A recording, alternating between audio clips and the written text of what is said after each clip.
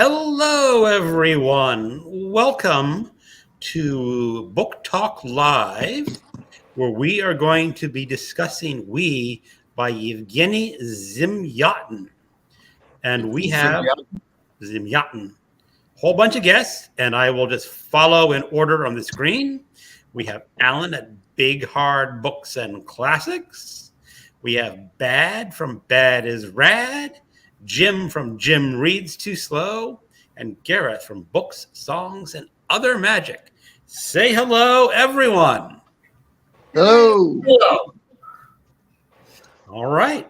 Now, this is a book talk, so I am going to try to keep the conversation on topic tonight, so not too much chit chat. And so let's just, first of all, go ahead and why don't we mention which translation we all read from, because it's very possible that everyone has read a different translation. And mine is the Modern Library, translated by Natasha Randall. Can you hold it up? Mine's on Kindle, so. Oh, yeah. You're I've got the Penguin. Brown, Clarence Brown. Yeah, same one as I got. Yeah, cool. Yeah, that's the one I read as well. I read the Penguin. Oh, great. Yeah, I listened to the audio too while I read it. Kindle. Yeah, I ended up reading this like twice. I just read this like 3 times now. I'm sorry, Bad, I interrupted. Go ahead. No, I interrupted you. Sorry. Go ahead. Oh, I just said I've read this like 3 times now, along with the audio. The audio was free on Libby. Okay, so you had the book, the Kindle book, right, Bad? Yeah, for 45 cents. I forgot my Kindle. It's in the living room. It's like, oh, rats. I'm sorry. Oh. Yeah, I think that's the original English translation from early in the 20th century. So probably the first translation. Is that the one that's on Project It has Gutenberg? a guy. Yeah. It has a guy's face on it. It has him. Yeah. And we'll just skip it because I don't have my Kindle. I forgot it. Well, it's okay. Okay, let's just go around. We'll start with Alan. And what's your initial impression of the book? Well, I like the fact that it was published in America before it was published in its native Russia. Yeah. It wasn't published in Russia till like the 88, I think. Mm-hmm. And it was published in America like in the 20s. What's the question again? What's my initial impression? Just your initial impression, what you thought, high level, what you thought of the book. Oh, I really liked it. Upon especially rereading it, like everyone else does, you can see where dystopia came from. This is like the source of it. You can see it in 1984. You can see it in Brave New World. You can see it in A Clockwork Orange. Other books. I'm sure you guys will mention other books. So that was my impression. I liked the sexy parts. The fact that you have to have a pink ticket and you can hook up with basically anyone if they agree. I like that it's like dreaming is a sign of mental illness. I got a kick out of that line. The cops, the police of one state. I just really liked it a lot. Okay. What about you, Bad? I was going to say, you guys were talking about the ticket, right? Talking about it in our chat in Voxer. And I had no clue what you guys were talking about. I was like, what ticket? What ticket? And when I read the book, and that when you get to have a showroom and get to schedule it and then have a ticket for the sex part, that was like, oh, that kind of ticket. So that blew my mind. I love the D503. I love how he would write in his journal we got to see through his eyes or his thoughts. I like the term that he said, we. He kind of like talked about the whole community or the whole process of the organization. I loved it. It was great. It was really a unique, interesting read. I liked it a lot. And you, Jim?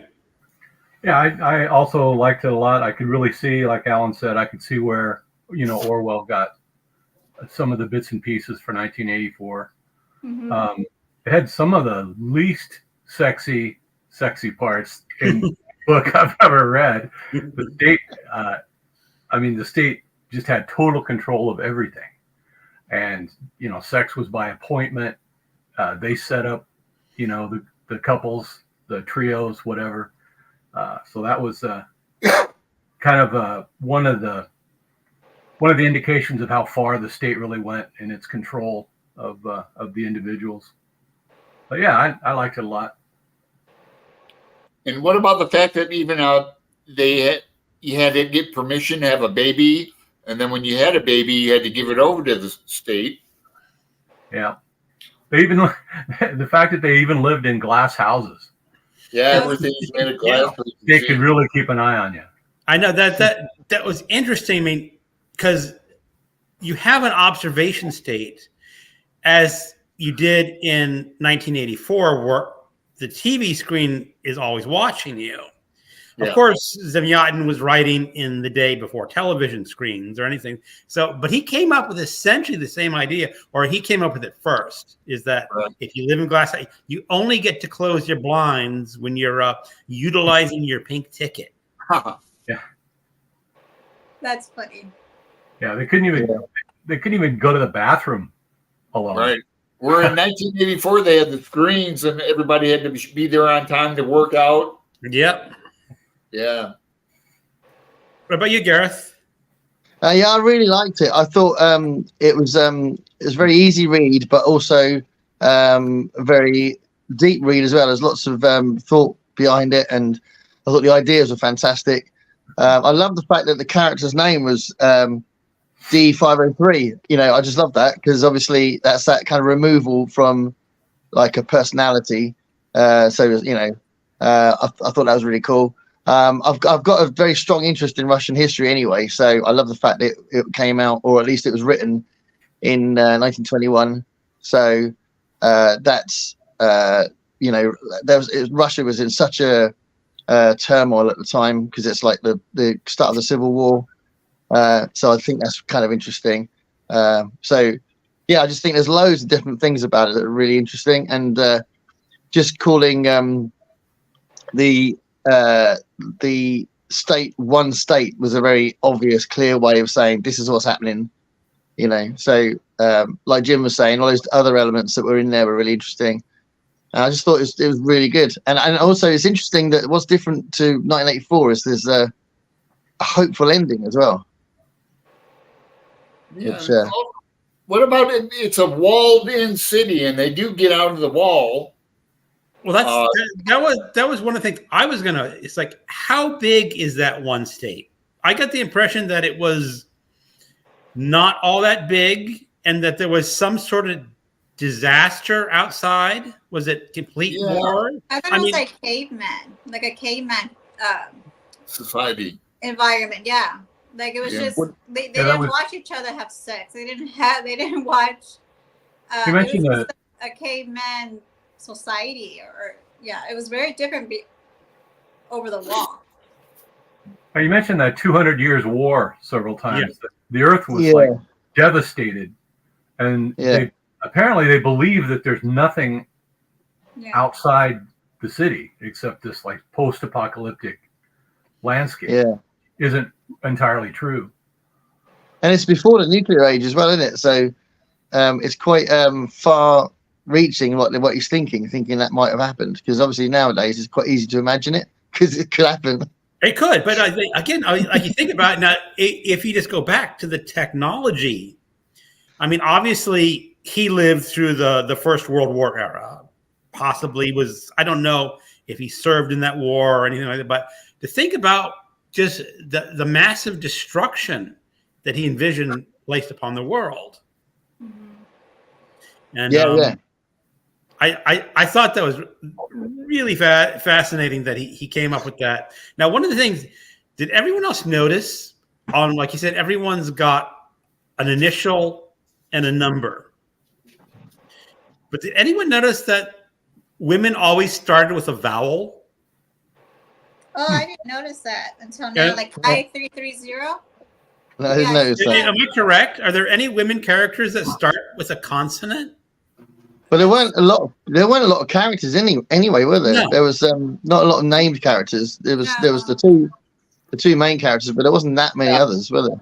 090's the lover, and then Yeah. I-330 is the other woman, and then D503 narrator, and then R13's the poet, and the triangle guy. And the what would you call her? The RA of his building, who was just you. So yeah, Right. she had started with it. Yeah.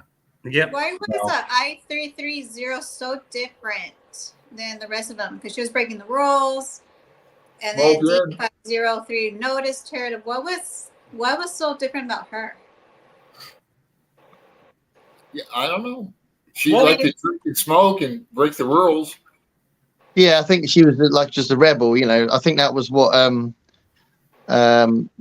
think that's a parallel with 1984 because I think they introduced. I can't remember her name. The female character in 1984. Julia. She was the rebel too. Yeah, she kind of that was the attractiveness of her. That there was a sort of wildness about her, that kind of sense of freedom. I think that was what sort of turned D503. Although D503 was definitely institutionalized into that state, that one state was the right way to go. So I think it took him a while to be persuaded that there was another option. He was a true believer. And he only got involved in the rebellion for the girl. Yeah. And it took a while for him to kind of just adjust to what was going on. When he was a bit, he just felt really uncomfortable, didn't he, at first, and didn't really like what was happening, which I thought was really good because I think, to really reinforce the idea that everybody was happy with this one state idea, or at least the majority were. It's good to have the main character thinking like that as well. Do you think he would have ventured out if he'd never met her? Do you think he would just... No? No. Yeah. I think this is really a case is like he was a true believer. He what's the ship he was building, the interlocutor or the intrigue. It could be different. The integral. Yes. Right. Yeah. Yeah. But I think that's really interesting. That again, it's another quite far-reaching thing that Zamyatin was writing about conquering other planets. Yeah. That's not in 1984, and it's definitely something that I didn't expect. I thought it was going to be quite localized to present day, but it was set in the future, and it had this futuristic element to it about what D503 was doing as well. I thought that was really interesting. I wonder if that has anything with the communism. They because he at that time he was living under communism, and they're thinking that communism was going to take over the world and be able to spread out everywhere. Well, he was because the Bolsheviks would have been in power then, so Trotsky's idea was a world communism thing. So there was definitely in the ether, if you like, definitely in the theory. I don't think they really made a big effort to do that, but that was definitely that was in the political sort of conversation, if you like, that was happening in Russia at the time. So yeah, he could have been bouncing off that. All right. Okay, yeah, that makes sense. I like the character, the poet who reads his poetry at funerals, and all the poetry is based on numbers. Let me read one stanza on page 57. Forever enamored are 2 + 2, forever conjoined in blissful four, the hottest lovers in all the world, the permanent weld of 2 plus 2. That's a stanza from a sonnet. The first four lines from Happiness. R13 wrote them. Well, what's interesting is I was watching some other people's commentary today just to get ready for this. And they mentioned that there is a scene in Dostoevsky's novel, Notes from Underground, where he came up with the idea of, I want 2 plus 2 to equal 5 as to break that hold on logic. Because once 2 plus 2 equals 5. God, now you're reminding me of 1984 big time. Yeah, that's in 1984, isn't it? That is in 1984. Hold on. And that's what's really shocking. It's like, I forgot all about that. It's in Dostoevsky as well. Ah. Actually, yeah. And of course, in 1984, that's O'Brien's, is the 2 plus 2 equals whatever we say it equals. Yeah. Yeah. God, that's an incredible scene. What in 1984, all that, how they break it down. Yeah.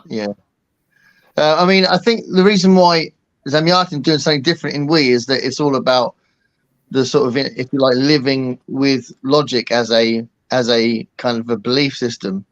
So 2 plus 2 would have to equal 4 because it does equal 4. So it's that, you know, they wouldn't look at 2 plus 2 equals 5 because 1984 took it in a different direction. Do you know what I mean?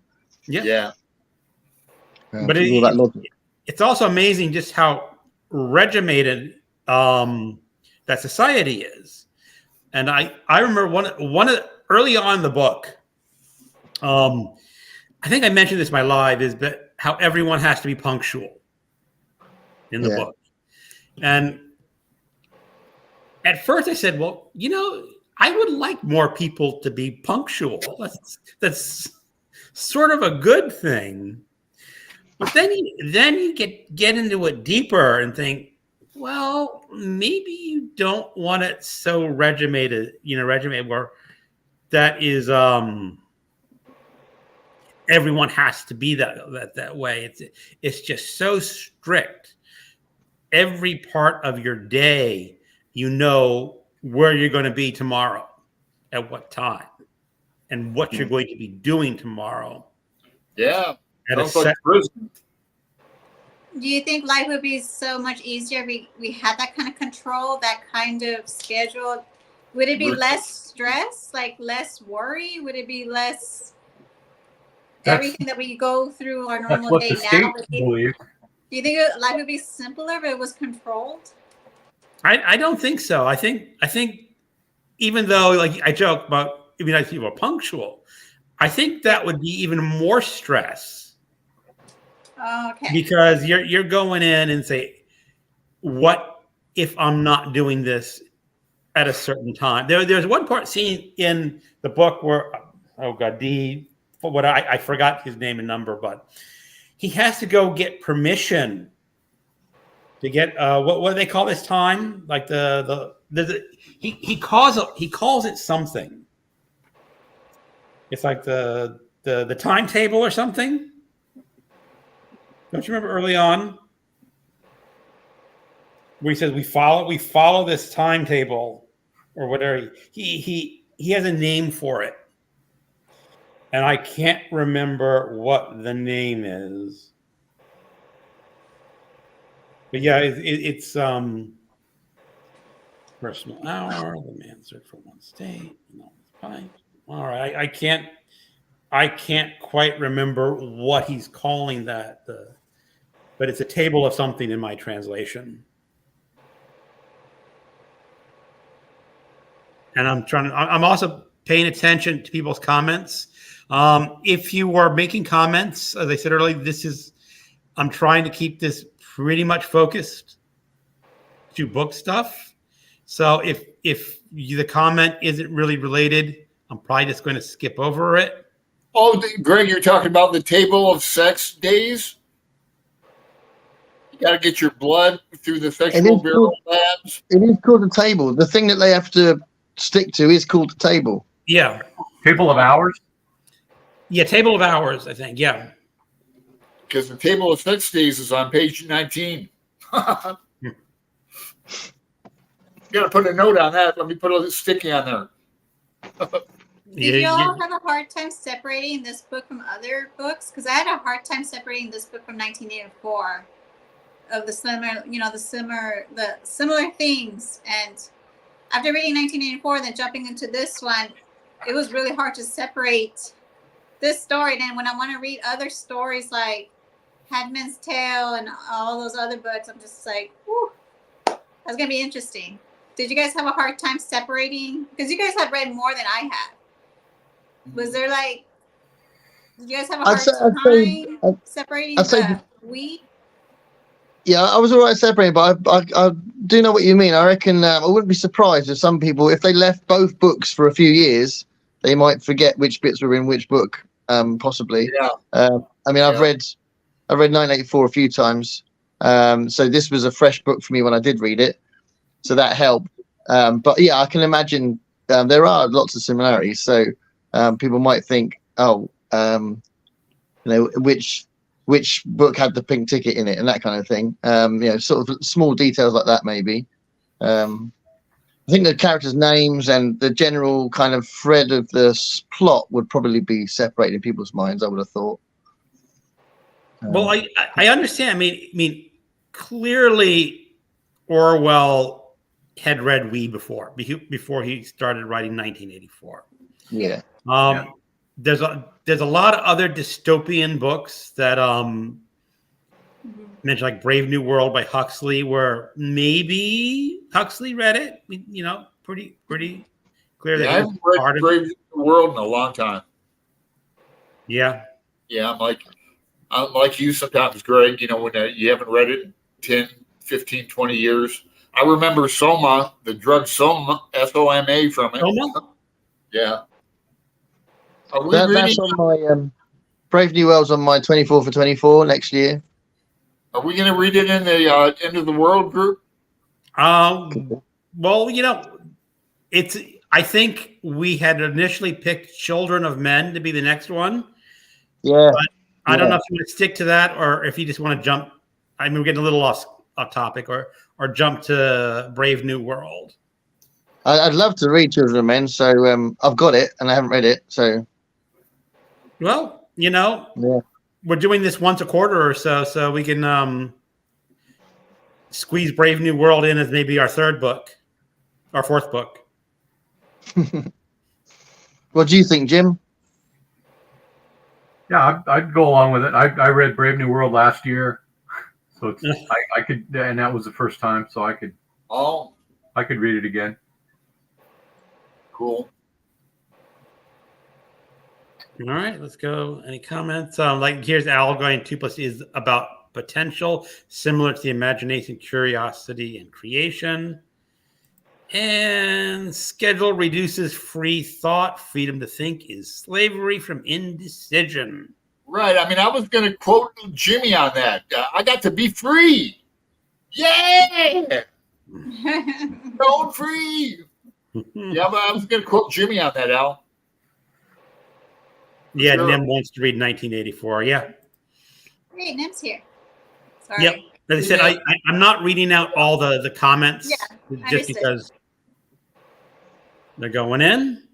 So what are other some things that surprised each reader about the book, or parts that really intrigued you? I'll throw out one is that I guess it's very pivotal, is when they're going to elect the benefactor. Now I don't know if it's called the benefactor in your yeah, it is. Okay. Yeah. And essentially the benefactor is Big Brother. But the fact that they go through this sham election, that there's this idea that, okay, well, he's a leader, but leaders have to be elected, but obviously everyone has to vote for the benefactor. And it's, what's her initial? Is she O or I? The rebel. You. Aye. No, You. I. I. Aye. I.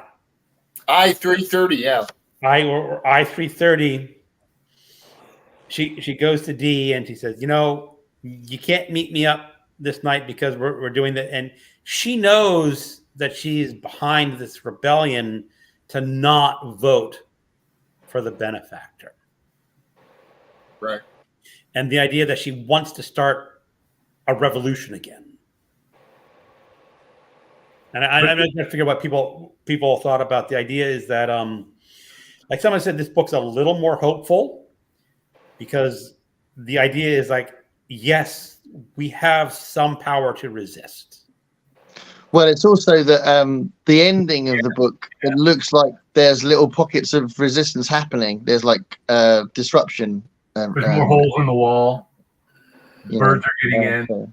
Animals. And that, the ending of 1984 is really bleak. So right. It's quite a different take on it, But our man D550 is really depressed, though. He stopped writing, the book. He doesn't even want to write anymore. But yeah, it's kind of depressing. Yeah. But what were you going to say, Greg? I just threw out part of the book that I thought was interesting to discuss, and it's also opened all of you to bring out chapters or the pieces that you think are interesting to discuss, because Well, I was go ahead. Sorry, I was just going to. The fact that he was not elected unanimously, that's what started the riot, correct? Yes, because he still had a majority of votes.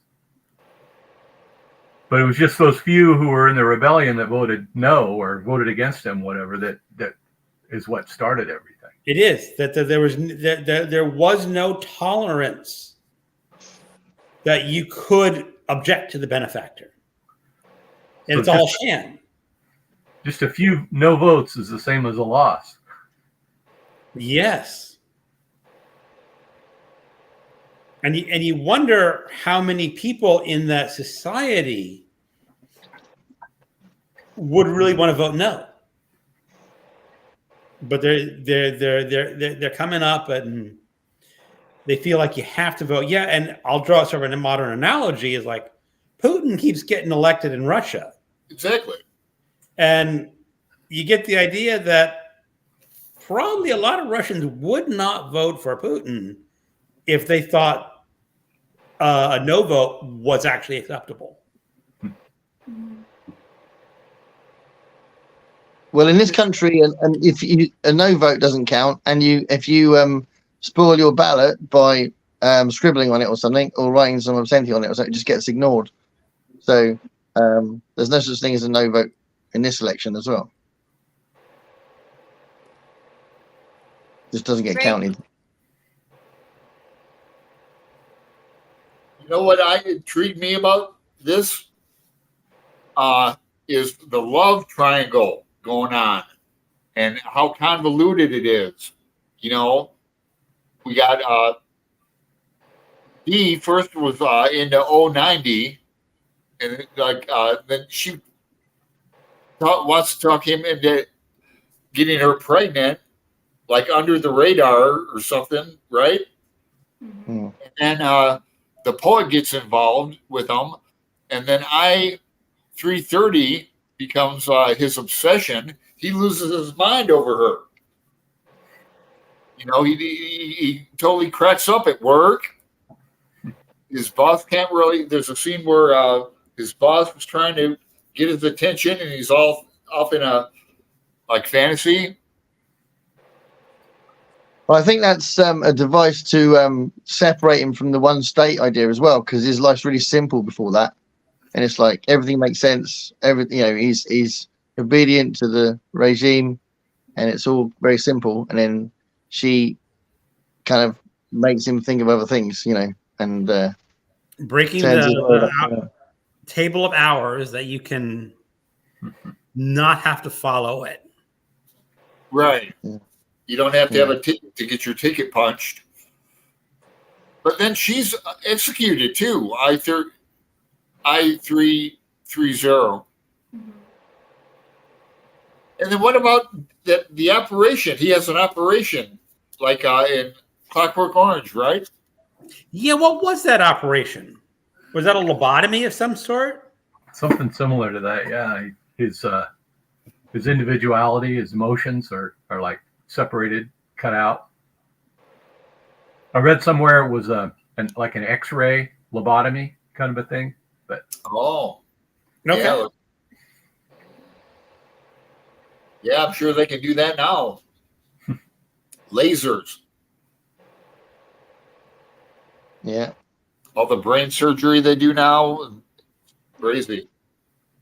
But that's Cool. why these books are so important, isn't it? Because it could happen anywhere. It could. I mean, we like to think we in modern society are never going to devolve into this. But if you look at the United States, and I don't want to get overly political, but there are lots of people right now who are sort of openly welcoming a authoritarian regime. And Exactly. kind of, Yeah. I want to say that. It's like, that was my next question. Do you think in our government, right now, they have the opportunity to take control? Would they? Like, full control. Trump wants to. He's already said he's going to stack his cabinet with, yes men, people who are going to be by his side, Well, and he definitely thinks he's above the law. yep. That's what I And was he thinking also- too when I read this book. And then when he was the president, he did say publicly in one of his speeches, he said, "I can do what I want because I'm the president." Yeah, he said he could shoot somebody on like corner of 42nd. And That was before he was president, but that was? Is it? yeah. I thought you said it while he was president. But yeah, I mean, but also in this country, there's it's a bit more underhand, but there's all sorts of things happening that people aren't even aware of that the government are doing and getting away with it. So it's slightly more hidden. But one of the things that a lot of British people love about this country is the health system, and that's being sold out from under our noses without people realizing, sold to private companies. So, that sort of thing is the way that the British government's doing it very secretly. I think distraction works a little better in our societies than coercion would, because you can distract people, you can give them spectacle, you can, give them drugs, entertainment, whatever, and take their minds off of things while, a group of people are taking over.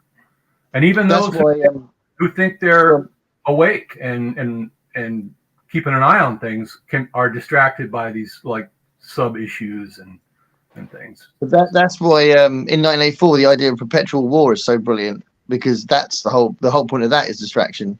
And and that did actually that happened in this country when Thatcher really pushed the Falklands War and stirred up the country to get really patriotic. They voted her in, and that was absolutely to do with the Falklands War. It does happen. Yeah, I think that's the point of Brave New World. That it's more distraction and Well, in Brave New Worlds, I remember it's mostly drugs. That they give people the drugs, the opportunity. Soma. Mm-hmm. Go ahead, But Greg. the drugs are probably a metaphor for distraction, aren't they? Like entertainment and all that sort of stuff. Jim's saying, the drugs are probably a metaphor, aren't they? Yeah, well, again, the in real life, like let's say 1984 in Brave New World, you always have a distraction because you always have an external enemy. Now, that's one thing in this book. I don't see the external enemy in this book. It's pretty nice. That's not really a thing. Benefactor is pretty nice to D503, but towards the end, he literally almost loses his mind. He wants to kill. I'm talking page 180.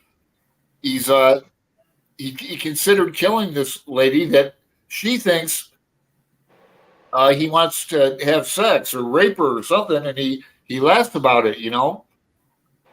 He sat at the table and laughed, a desperate, ultimate laugh. I couldn't see my way out of this whole idiotic situation. I don't know how it would have ended if it had taken its natural course. But at this point, a new external ingredient suddenly popped up. The phone rang. Anyway, do you remember that part? And then I'm talking about the woman, you. I think Jim mentioned her. You. Yeah. Remember when she? He wants to kill her. I don't know. I think it's regarding like the love triangle and all that. I think she had some interest in him. No. Anyway. Greg, going back on what you said about the idea that you didn't feel like there was another country that they were at war with and all that Right. kind of thing. I did feel like when I was reading it, when I read the whole thing, that it seemed quite self-contained. And it was about one state and not about anywhere else. Right. That there Which is I no, think- that there It's is already defeated the enemy. there's nothing else besides this walled in, whatever war calamity has wiped out the rest of the world 200 Yeah. years ago. Yeah. 200 years ago. Yeah, which is interesting, I think, and especially considering there's all this stuff about building a spacecraft and traveling to different worlds. The integral, yeah. It's interesting. They never consider the fact that the people on the other worlds that they meet will be more advanced than they are. Everybody's at their level or below, so that they can just go out and impose their will on these other. Yeah, that's pretty presumptuous. Now, do they talk about meeting other people in the other worlds? Or No, is I that think it's just the reason why he's building the spacecraft is just to travel there. I don't know that You're there's right. any sense of why. I don't think. Really early on, he talking about spreading their philosophy or whatever it is, and they're gonna if whoever it is they meet on these other worlds doesn't just accept it right away, they'll have to impose it with force. Right.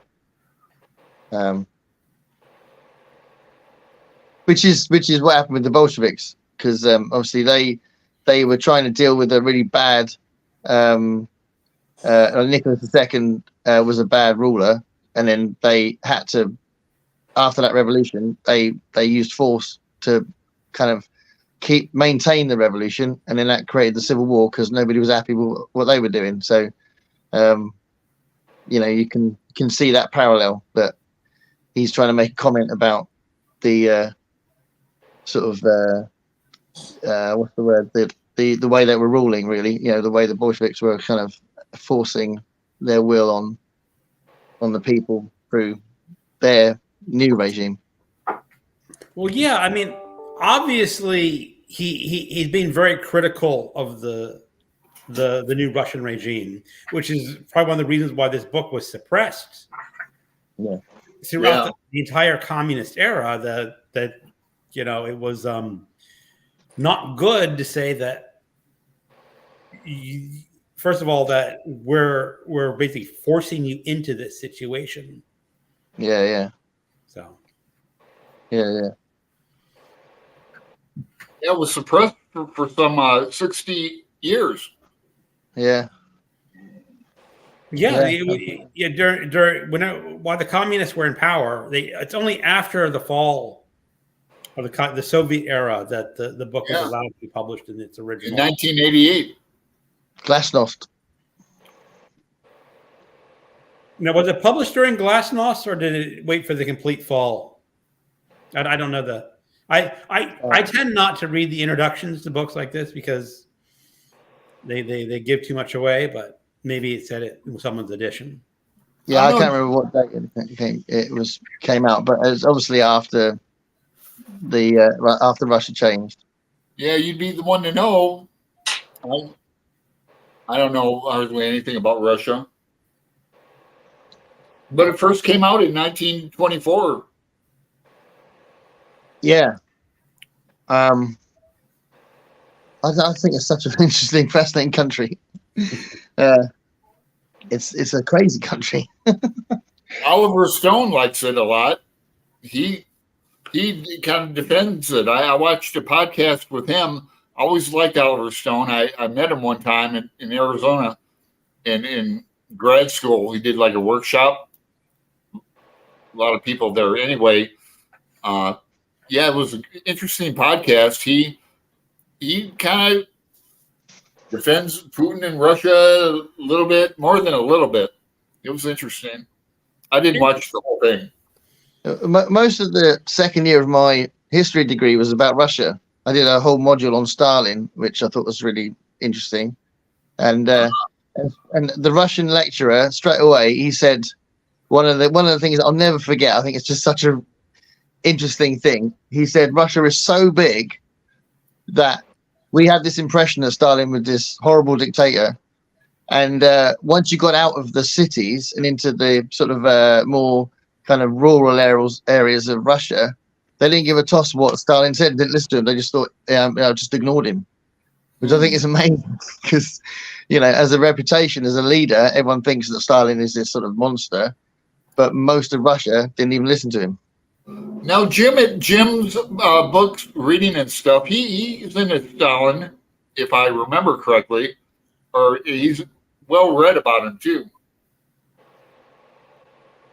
Well, he lives in Georgia, which is Stalin's home country. Yeah, right. So, Stalin is a pretty well known out there, or I don't know.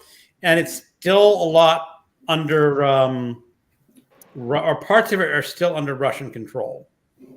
I know he's mentioned that a couple times. Yeah. I mean, you can't think about Russia at the moment without thinking about Ukraine, obviously. Right. Which is awful. So it's easy to sort of divorce yourself from that kind of thing when you think about the past and, old Russia. But yeah, I do think it's a fascinating country. Yeah. Well, the thing is that even under the czars, it was a very strict country to live in. If you go back to you always hear about how sort of they were never totally free. I think I don't know. You'd have to be an expert in Russian history, I guess. Hmm. All right. Well, let me just pull up a question from Nim. I forgot about the drugs they gave in Brave New World. Does that happen in Android's dream of electronic sheep, or am I mixing things up too much? Yeah, I don't know. I remember Philip K. Dick novel. I'm trying to think of a movie too. Yeah, I think they probably take drugs in every Philip K. Dick novel, don't they? Yeah, pretty much. I think Philip K. Dick was taking drugs all the time, so it's always a huge part of his life. So, all right. I think they did in. I know book Ballast is one I know the best. Valis, yeah, that's probably my favorite Philip K. Dick, but that's I've got it over there. Let's try to stick on topic. I mean, it's okay. I mean, unless the people sort of think we've run the course of what to discuss on this book. Yeah, I'm still not totally, in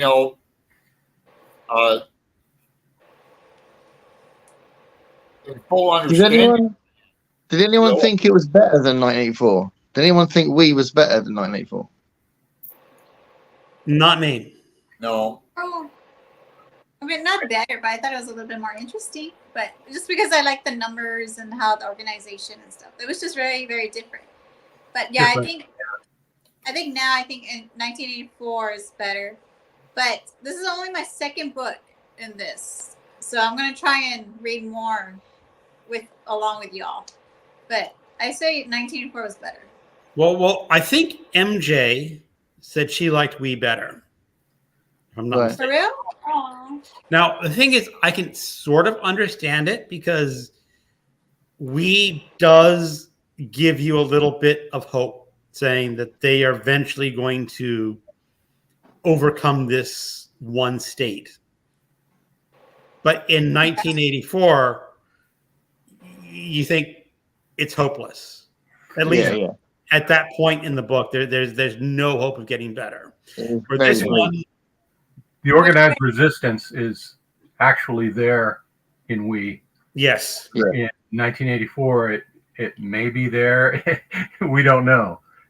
No, yeah, I think the point of 1984 is one man being crushed, and the point of We is this resistance that kind of starts to come to fruition by the end of it, isn't it? So very different approaches, but also the writing style is different. I think MJ might like We more because it's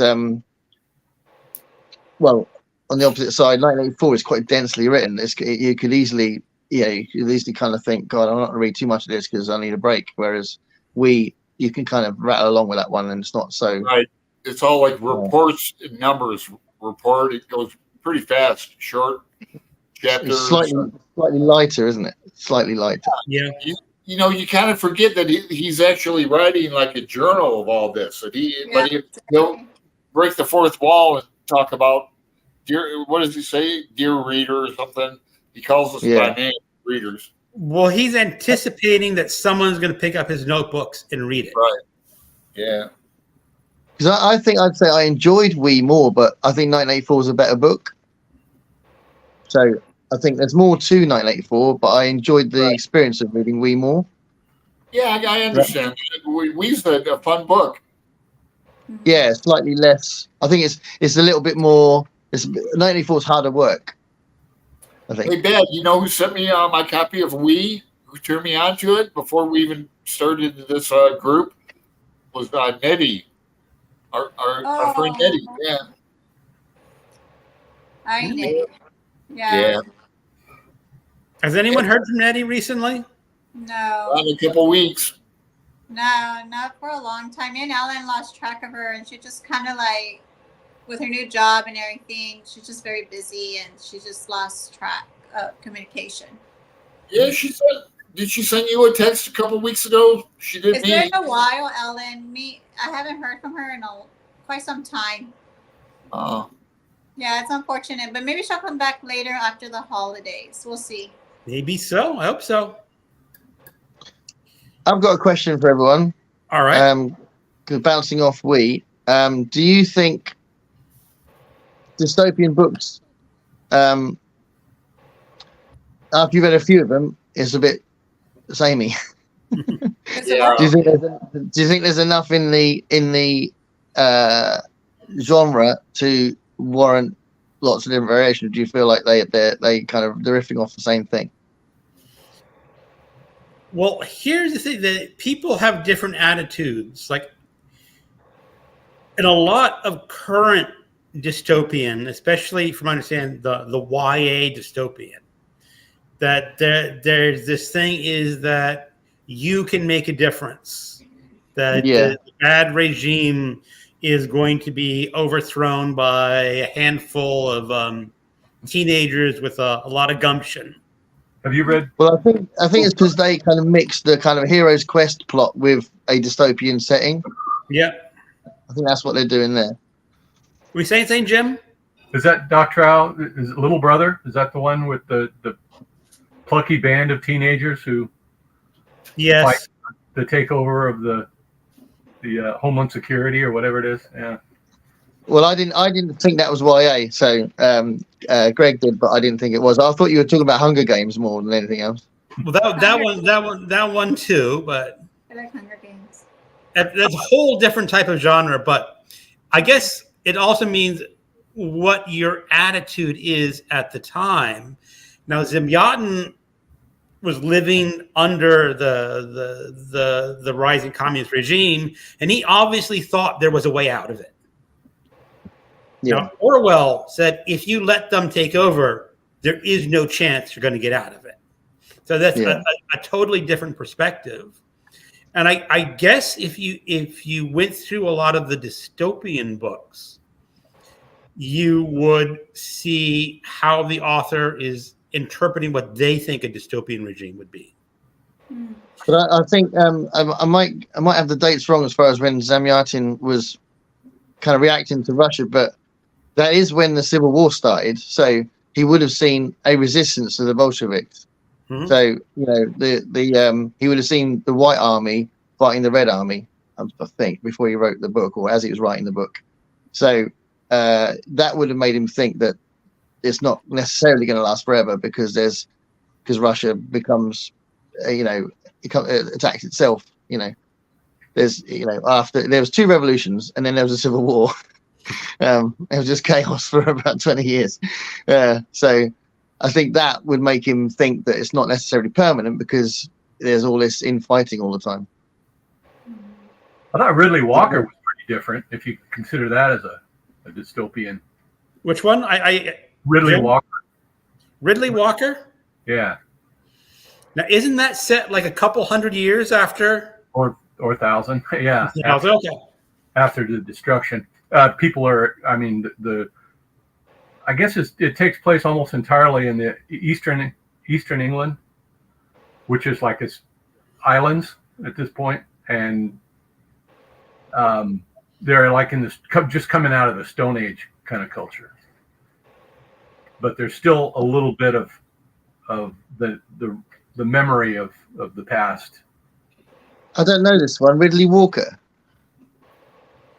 Yeah, Russell Hoban. Hoban. Yeah. Hoban. It's on our big list of potential books to read. Okay. In the Boxer group. It's cool. Kind of a tough one because he uses his own language, which is barely understandable. Yeah, I said he sort of like it's sort of invented a little bit. I don't know. It's like a Middle English when you're reading it. It's like you have to work to understand what they're saying. Right. When was it written?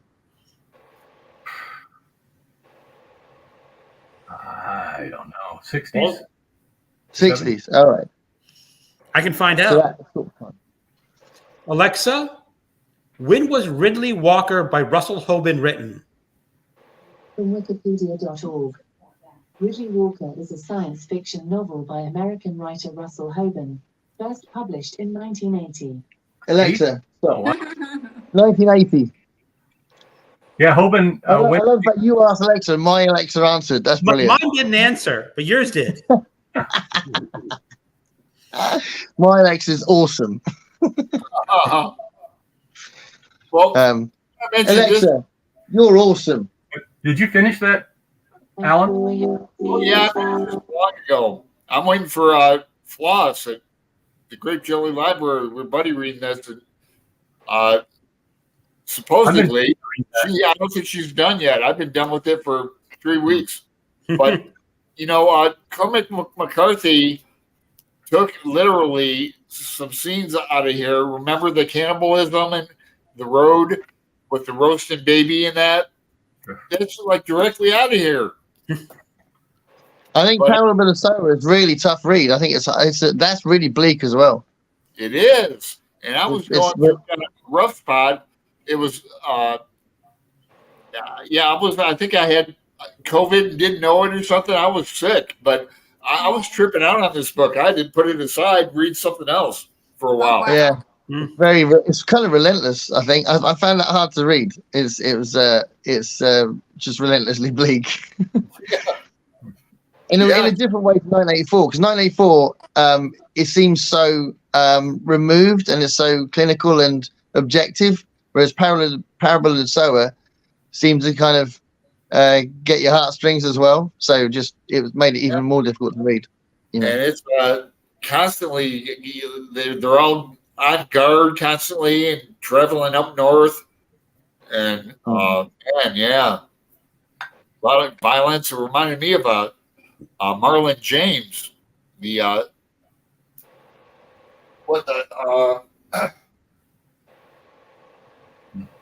was it? The book of Night Women. My buddy read that with Courtney. Boy, that's probably the most violent book I've ever read, even worse than Blood Meridian. Alan Boxer made that title and the author because I forgot about that book, and you mentioned it. I've been wanting to read it, and I forgot. Boxer made that mention. Yeah, I forgot about that book. I've read 4 different Marlon James. I like him. Okay. Black Leopard, Red Wolf is great. And the sequel to it is okay. I don't know about the third one. Is out yet or anything? Wow. All right. Well, we're Can coming up. So I was just going to ask a question about We. How you guys feel about the fact that it's quite a light read? So there's nothing really violent, or I don't remember anything particularly violent in We, or really horrific, or nothing like Room 101 or anything like that. No, it's Yeah. As I said, it is much lighter. Yeah. And, do you think that makes it more successful, or do you think that makes it more fluffy? Fluffy. I don't know though. I'd call this fluffy, but Fluffy for me. it's less intimidating than 1984. I mean, Yeah. and when you read We, you sort of understand. Oh yeah, this is bad, but you never feel. Yeah, maybe because You don't feel. I mean, when you're reading 1984, you could almost feel Big Brother looking at you. yeah, because you're Yeah. there. I agree Maybe with that. this is a story that he's writing in a journal. Maybe It's that very gets, distant. yeah, Where 1984 is very you're there with Winston. I mean, Yeah. you're part of that society, and this one is sort of like you said, it's a journal, and the intention was you're going to read this 100 years from now, and it's like so far that so that's why I think 1984 is just really a much better book because you're there with Winston. Because I don't even think in We that you feel like the characters are particularly threatened, even though you should do because of the way the society's laid out. Right. But I don't feel like you feel it in the same way. You don't feel like you're going to be. I don't know. I don't. Does anyone else feel like that? I totally. I mean, the one other dystopian book where you really feel like you're there is like The Handmaid's Tale by Margaret Atwood. oh yeah, Where it's like you fear Gilead. Where in We, you don't fear one state. You don't feel the pressure of the benefactor. the benefactor's Background. almost like a nice guy.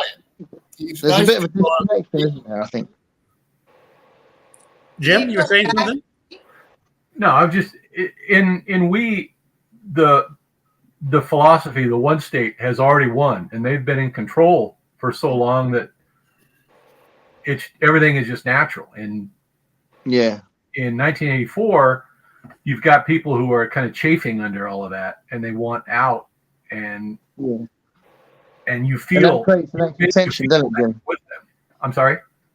That creates an extra tension, doesn't it? Yes. In Yeah, 1984. because you're made to feel that oppression along with Winston.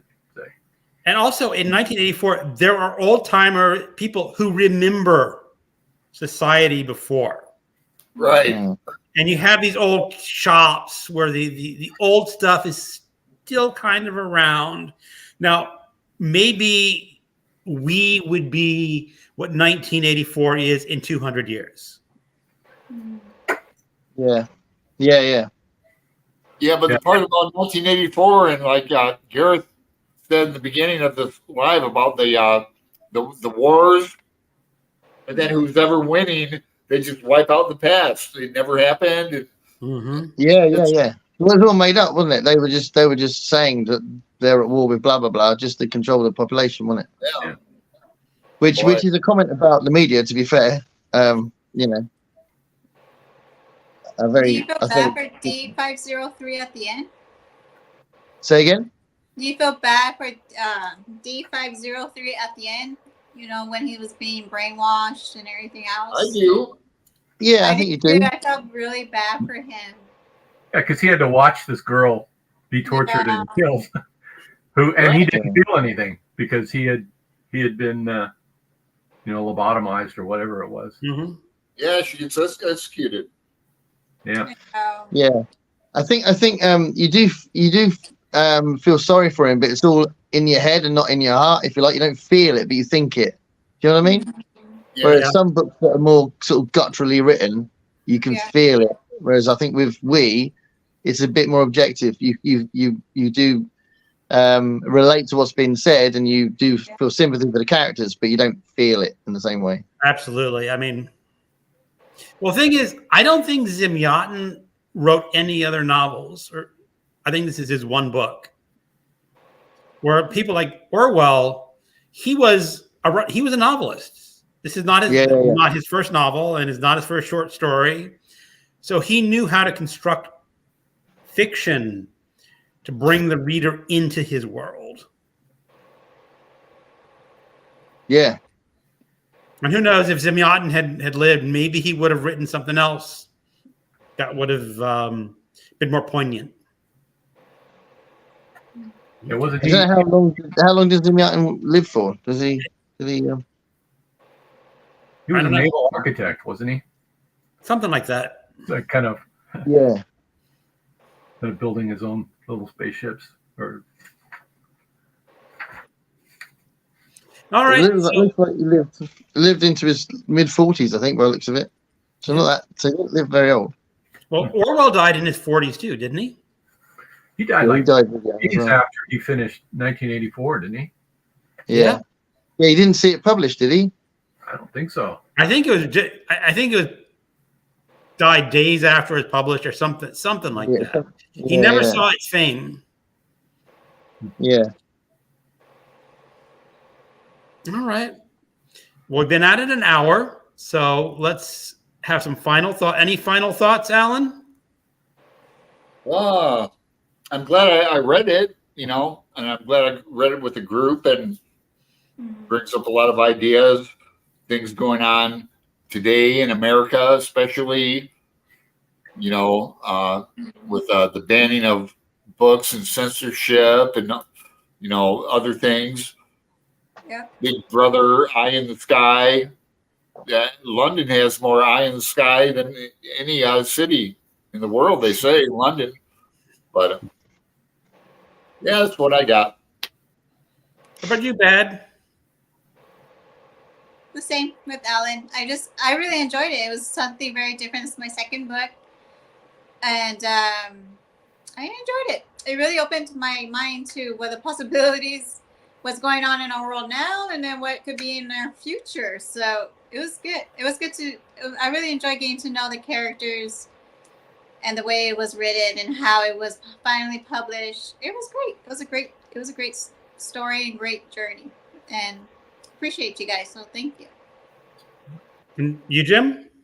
Yeah, I'm glad I read it. I like reading the influences for other great books, and this is definitely one. So I'm glad.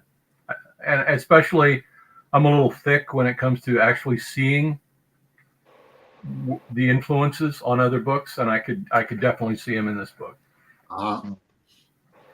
Yeah. So yeah. Gareth? I really like the book, and I'm really glad I read it. I like the fact it's lighter than some of the other books we've said, so it can be something you can recommend as well for people to read who may not have read lots of that kind of thing. And I also think it means a lot more when you've read 1984 as well, because like Jim was saying, it's interesting to see the comparison and see where Orwell got his influences and that. But I do think it's a really good book, though. I do. I agree. I mean, it is deservedly a classic book, even though it doesn't hold water really up to 1984, but still. Well, for its originality too. Its originality. Well, it is probably the first dystopian novel. I think someone was saying it's like someone envisioned the really bad future that could come. Mm-hmm. So in that way, he's a true visionary.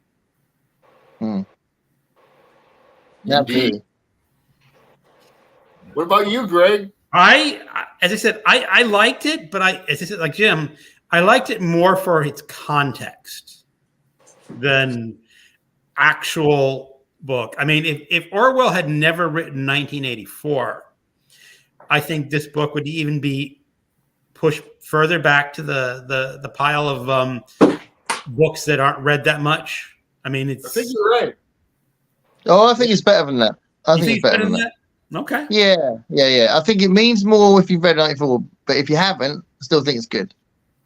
Yeah, well, I never heard of it. It was a big surprise to me, but I'm not Mr. like science fiction. It's not my it's not science fiction. It's dystopian, but totalitarianism. But Well, it's more science fiction than some dystopian stuff because they're building rockets to go to other planets and it's 200 years in the future and all that. It definitely qualifies as science fiction, even though science fiction as a genre hadn't really come to fruition and they hadn't named it yet. No, but that doesn't matter. It doesn't. It is. I mean, you can go back in time and label some books science fiction. Yeah. Before I haven't even read As the Moth Falls. What's that one about Rumi? But not Rumi. Rumi is a Persian poet. Oh, I know that. I know that. You want me to read The House? No, I'm talking about this. I haven't even read that. Rendezvous with Rama was written in the 50s. Rama. Yeah, Rendezvous with Rami. Rendezvous with Rami. Yeah, it's great. Well, Clark almost certainly read We, even though this is not I don't think it influenced him as much as some other authors. Yeah, but I should read this, right? Does that qualify as cosmic horror? Humans don't matter in this scheme of things? Goes bad or no? Rendezvous with Rama is just pure classic science fiction. Yeah. Well, it's on my TBR someday. God, when I think I got it at a library sale. That's what I like about this read what you own challenge. It's just psyching me up to read books that have been on my shelf for forever. Indeed. I'll be getting into some Tom Robbins. You guys ever read Tom Robbins? I got some Tom Robbins. Yeah, I love that Jitterbug Perfume, but I've got a couple I've never read. Yeah, I've heard of him, but never read anything. He's great. You might like him because you like Confederacy of Dunces. He's a satirist. Yeah, I think he's like. Yeah. What's his best book? Probably Jitterbug Perfume or another roadside attraction you'd like. Yeah, that one. I read Still Life with Woodpecker was the first one I read, so I always kind of like that. Yeah. See, I've got his autobiography, Tibetan Peach Pie, that I've never read. And then I've got this one, Fierce Invalids Home from Hot Climates, the novel. Never read that. I love the titles. Yeah. No, yeah. Well, once I'm off my 100-book challenge, I will have to. I think I'll pick up another roadside traction that's sort of about religion. Funny. Yeah, Jesus is in there. Yeah. Do they find his corpse? And open a little one of those largest balls of yarn kind of roadside. Yeah, that's why they put him on attraction. That's why I think Greg would like that. Yeah, I probably would. All right, guys and girls. Any last words? Yeah, sure. All right. Let's call it a night. To our folks in the comments, they said, I'm sorry I did not highlight all your comments, but if they were not directly related to the book, I tried not to make this a big chatty session. So everyone. Yeah, Kay, wait, I have something to say. Everybody join us Monday for our anniversary show.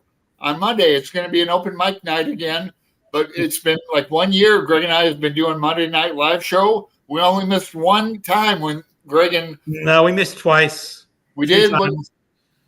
What other one? Oh, it was a holiday. We just took off. Oh, yeah, I think you're right. Yeah, so that's like 50 shows every week.